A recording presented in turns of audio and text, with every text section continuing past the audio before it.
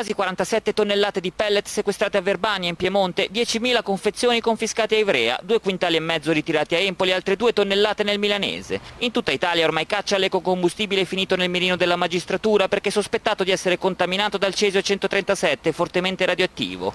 Si cerca nei depositi delle aziende che vendono il materiale, ma anche nelle abitazioni dove è stato raccolto il combustibile destinato alle stufe. Tutto nasce dall'inchiesta partita dalla Procura di Aosta che punta il dito contro la marca Naturcraft Premium importata dalla Lituania.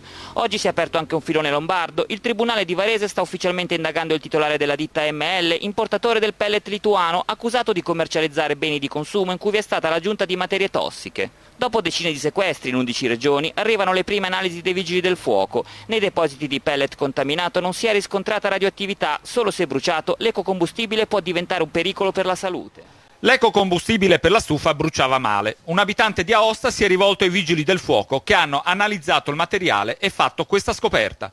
Una contaminazione radioattiva da cesio 137 fino a 5 volte superiore al limite consentito dalla legge.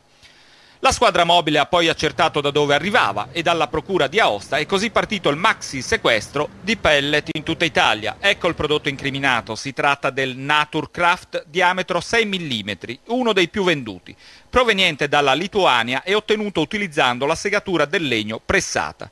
Secondo il procuratore capo di Aosta, Marilinda Mineccia, la contaminazione potrebbe avere un collegamento con la zona di Chernobyl, dove nell'86 esplose un reattore nucleare o comunque con scorie radioattive di qualche centrale. Il questore Salvatore Aprile spiega che i pellet non sono pericolosi per l'uomo, ma lo sono i fumi che si sprigionano dalla combustione, ed è allarme. Il prodotto è importato da un grossista di Varese che lo distribuisce nei negozi di tutta Italia. Le autorità di polizia invitano tutti coloro che hanno acquistato pellet Naturcraft Premium da 6 mm a non utilizzarlo e a consegnarlo ai vigili del fuoco. Queste le 29 province in cui sono avvenuti i sequestri dell'ecocombustibile radioattivo.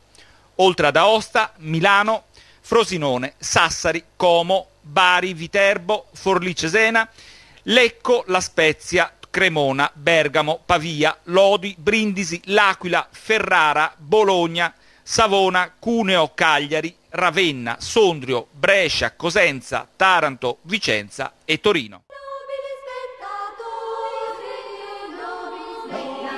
spettatori,